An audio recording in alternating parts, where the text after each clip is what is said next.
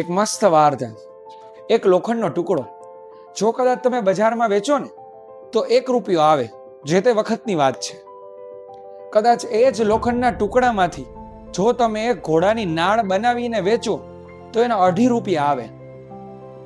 કદાચ એ જ લોખંડના ટુકડામાંથી જો તમે નાની નાની સોય બનાવો તો એના 600 રૂપિયા જેટલા તમને ઉપજે. એ જ લોખંડના ટુકડામાંથી જો કદાચ તમે ઘડિયાળના નાના નાના કાંટા બનાવો તો 50,000 રૂપિયા જેટલા તમને મળે. હવે લોખંડનો ટુકડો એનો એ જ છે, પણ તમે એમાંથી શું બનાવો છો અને શું વેચો છો અને તમારી બુદ્ધિ ક્ષમતા કેટલી વાપરો છો એના આધારે પૈસા નક્કી થાય છે. આ ઘટના છે ને માણસના જીવન સાથે કનેક્ટ થયેલી છે.